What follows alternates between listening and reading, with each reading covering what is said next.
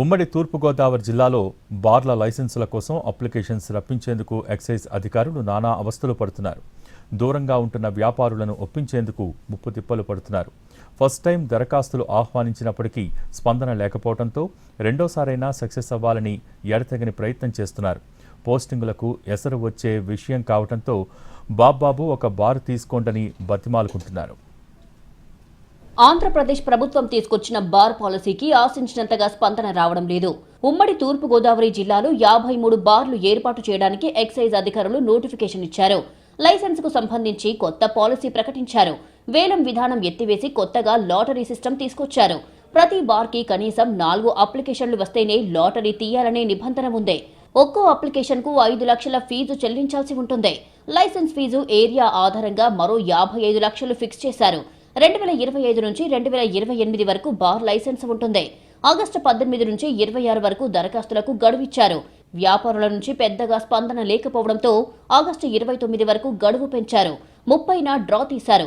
ఉమ్మడి తూర్పుగోదావరి జిల్లాలో మొత్తం 53 బార్లకు నోటిఫికేషన్ ఇస్తే కేవలం 15 మాత్రమే డ్రా పూర్తి చేసుకున్నాయి. మిగతా వాటికి నిబంధన ప్రకారం కొన్ని చోట్ల మినిమం అప్లికేషన్స్ రాకపోవడం, మరికొన్ని చోట్ల ఒక్క అప్లికేషన్ కూడా రాకపోవడంతో వాటిని రద్దు చేశారు. మిగతా 38 బార్లకు డ్రా తీయడం కోసం ఎక్సైజ్ అధికారులు ఈ నెల 3న రెండోసారి నోటిఫికేషన్ జారీ చేశారు. ఈ నెల 14 వరకు గడువుంది. వ్యాపారుల నుంచి మాత్రం ఆశించిన స్థాయిలో స్పందన లేదు. అంత ఖర్చు పెట్టి బార్ తీసుకోవడం ఎందుకులే అనుకుంటున్నారు. అర్బన్ ప్రాంతాల్లో అయితే బార్ల ద్వారా ఆదాయం వస్తుంది. కానీ రూరల్ ప్రాంతాలలో ఆశించినంత స్థాయిలో ఉండదు.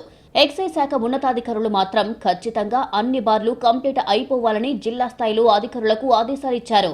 వ్యాపారులు గతంలో బార్లు నిర్వహించిన వాళ్లు ఫీజుల నిబంధన వల్ల బార్ తీసుకున్నప్పటికీ ఎటువంటి ఉపయోగం ఉండదని డిసైడ్ అయ్యారు. కనీసం 3-4 సిండికేట్ గా ఏర్పడి ఒక దరఖాస్తు చేసుకోండని అధికారుల నుంచి ఒత్తిడి ఉంది. మినిమం రెస్పాన్స్ లేకపోతే తాము ఎక్కడికో బదిలీ అయిపోతామో అనే భయం కింది స్థాయి అధికారుల్లో కనిపిస్తోంది. మొదటిసారి నోటిఫికేషన్ జారీ చేసినప్పుడు వైన్ షాప్ నిర్వాహకులను భయపెట్టే ప్రయత్నం చేశారు అధికారులు. ఖచ్చితంగా దరఖాస్తు చేసుకోవాలని, లేదంటే రెగ్యులర్ గా షాపుల మీద దాడులు జరుగుతాయని ఇండికేషన్స్ ఇచ్చేవారు. ఆదాయం లేకుండా తామేం చేసుకుంటామని వైన్స్ నిర్వాహకులు పట్టించుకోలేదు. బెల్ట్ షాపుల మీద ఫోకస్ చేస్తామని చెప్పిన వాళ్లు మాత్రం స్పందించలేదు. ఇక ఆ ఫార్మాట్ లో వెళ్తే పని కాదనే నిర్ణయానికి వచ్చారు ఎక్సైజ్ అధికారులు. బార్ల కోసం దరఖాస్తులు రాకపోతే కష్టమని బ్రతిమాలుకునే పరిస్థితికి వచ్చారు. వ్యాపారులతో సమావేశాలు ఏర్పాటు చేసుకుని మరీ ఎంఆర్పీ కంటే ఎంత ఎక్కువ ధరకు అమ్మినా పట్టించుకోమని, ఫ్రీగా బిజినెస్ చేసుకోవచ్చని సలహాలిస్తున్నారు. బార్ల కోసం ఎక్సైజ్ అధికారులు ఓపెన్ ఆఫర్లు ఇస్తున్నప్పటికీ వైన్ షాప్ నిర్వాహకులు, వ్యాపారుల నుంచి స్పందన లేదు. వారిని దారికి తెచ్చుకోవడానికి గతంలో ఎప్పుడూ లేని విధంగా బాబు అని బతిమాలుకుంటున్నారు. కానీ వ్యాపారులు మాత్రం పెద్దగా ఆసక్తి చూపించడం లేదు. ఈ నెల 15న జరిగే లాటరీలో ఎలా అయినా మిగతా 38 షాపులు వదిలించుకోవాలని ఎక్సైజ్ అధికారులు ప్రయత్నాలు చేస్తున్నారు.